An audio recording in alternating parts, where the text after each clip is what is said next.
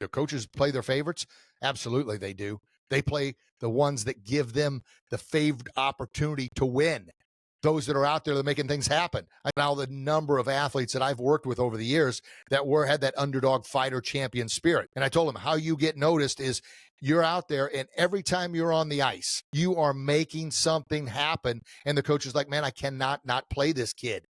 Every time they're out there, they are creating opportunities. So yeah, they play their favorites. The ones that give them the favorite chance to win. Be that favorite, but control the controllables. You can control showing up with the right attitude. You can control showing up not just on time, but earlier than when the coach tells you to be there. You can control how much effort you put into each drill. Do you skate all the way the line? Or do you think, well, the coach isn't looking, I can kind of let off a little bit? No, there's an old saying, when the coach isn't looking, that's when they're watching the most. Woo, wham, there's another right hook. I'm just lighting you up today.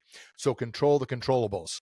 The things you can control. And it starts with that person in the mirror, you. Now, do I believe in you?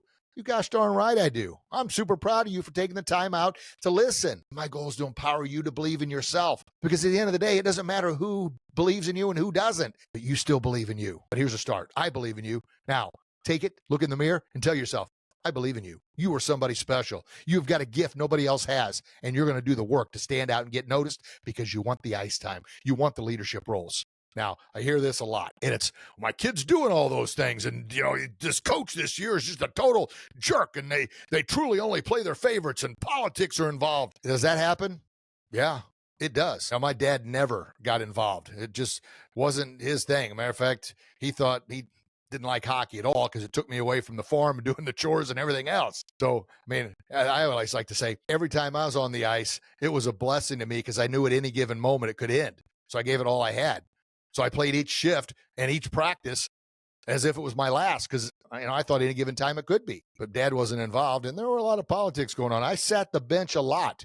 Matter of fact, I thought about when I was about 11 years old, giving up on hockey. I was being bullied severely, riding the bench, and I started having pity parties. I didn't know any better. And then I had a coach that actually helped me believe in myself, and I talk about that a lot in other podcasts. I actually talk about it in both my books. Go pick those up. You'll figure it out. But there are coaches that do that. But what I learned is you still stay true to you. You still do the work that others aren't willing to do.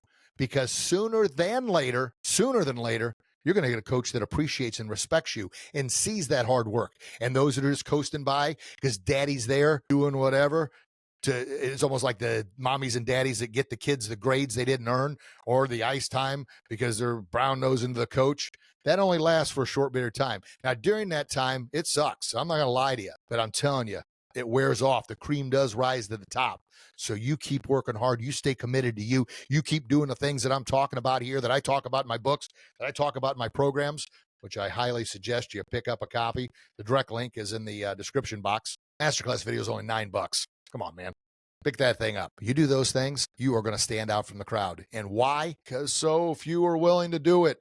We have an entitled, everybody gets a trophy society. That stuff, man, some point in time, it catches up. And when it does, that's when you're going to step out and that's when you're going to shine. Can you do it? Yes. Are you going to do it?